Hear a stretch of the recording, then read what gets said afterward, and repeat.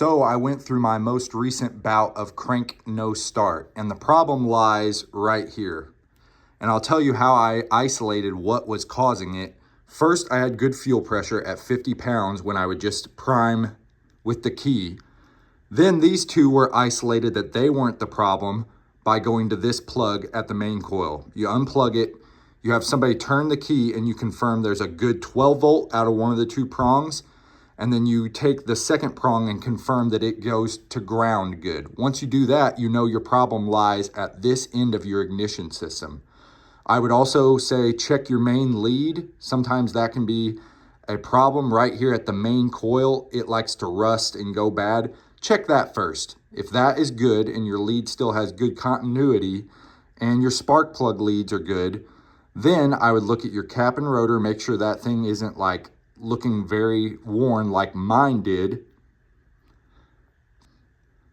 Then check your main coil. If this is good, then it's gotta almost be this.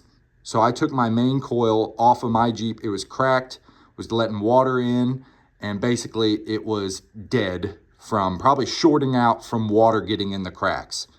So once I replaced this, it fixed my problem. And what's funny about this is it was an immediate out of nowhere crank no start from basically nowhere, where this thing will give you misfires and kind of present itself slowly that, hey, I'm starting to go bad here at the cap and rotor. Same with these. As they get hot and old in age, it's slowly that heat starts affecting it. First at 30 minutes of running, then like at 20 minutes of running, then you can only drive it 5 minutes and it starts turning off. That's what happens with these. This was almost instantaneous. The main leads, they kind of start giving you like bad indications of misfires. Same with the cap and rotor. Those all go slowly versus this. This went instantaneous for me. But basically right here can isolate. If you're getting 12 volt and ground, it's not this. Once you confirm that it's not fuel related, that you have crank no start, you can move on down the line. If that's showing no 12 volt, it's like 0.1 volt or something when you crank, this is your telltale sign that these are the problem. If this is giving you 12 volt and ground, it's most likely down the chain, of which is all easy stuff to fix. And again, just to stress, my Jeep is a distributor one, pre-2000 model. So mine is a 99, built in 98 model Jeep Cherokee. Hope this helps.